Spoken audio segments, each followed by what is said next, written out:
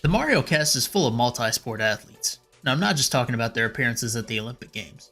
Through the years, Nintendo has called upon Mario's enemies and allies to play over 20 different sports, with golf, baseball, tennis, contact soccer, and basketball as the mainstays. These games, unlike other sports franchises, focus much more on gimmicks rather than realism. Not just the character's inherent athletic ability, but taking the opportunity to utilize the unique abilities of characters shown from other games.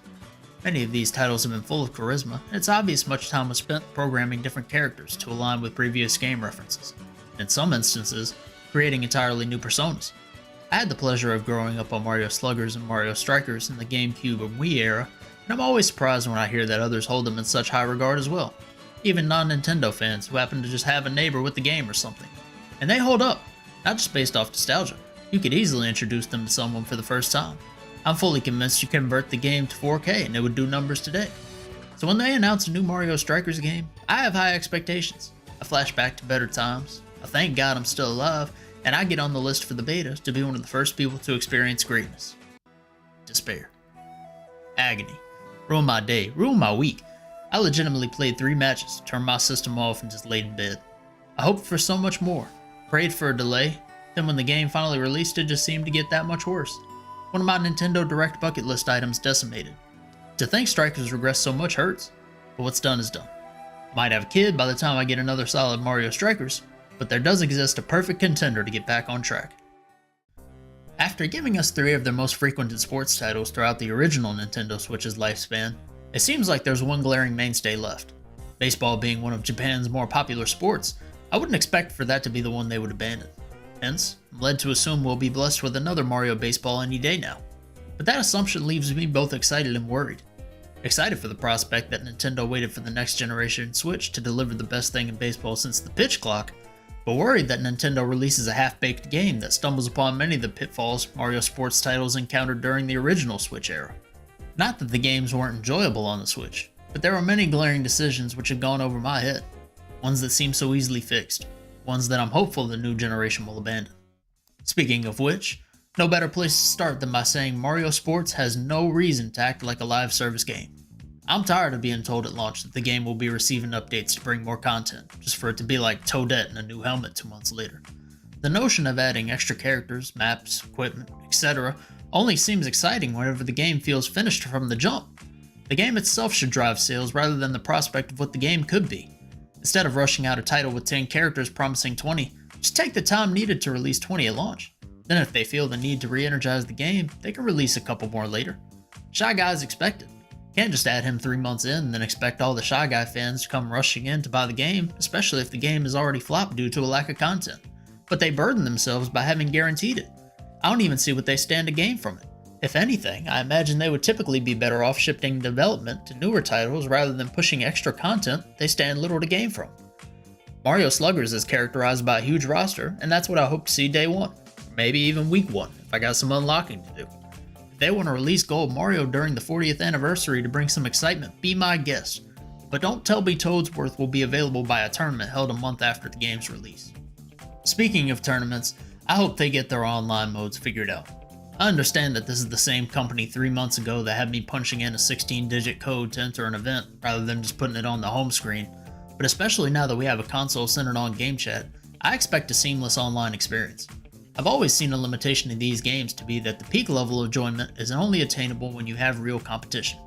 Back in the day, it was true to the extent that you needed friends to come over to your house. It's still true today as you have to have real communication outside of the console just to coordinate a game. I could only hope for the game to send an invite push notification, because the random Nintendo friends I've made over the years are basically inaccessible. But that level of competition doesn't have to be restricted to friends. Skill-based matchmaking seems like the perfect solution. As much as it may boost my ego to hop in a match and drop 7 runs in the first inning, there's a reason why my opponent should statistically be just as likely to beat me. Have a ranking system. Provides room to improve, some goal worth striving for, and engage in games that provide those adrenaline rushes that drives attachment to a game. And this challenge doesn't need to exist solely online.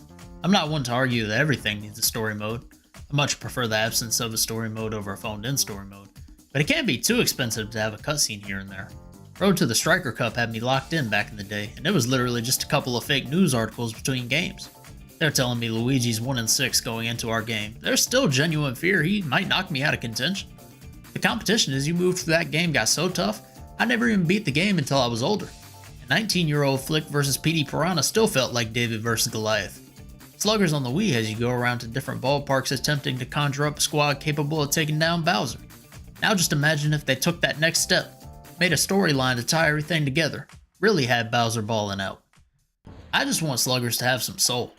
It's as if Nintendo forgot the whole point, not just some of the fierce competitive personalities provided to the characters, or scenes providing insight to immerse you in the game, or special abilities unique to each character, stage hazards that make you wonder what you're even playing, or items that integrate well with the Mushroom Kingdom. It's not those finer details, except it is. The games lack the same inspiration as titles we've seen before, and for the most part, these games have failed to advance their franchises because of it.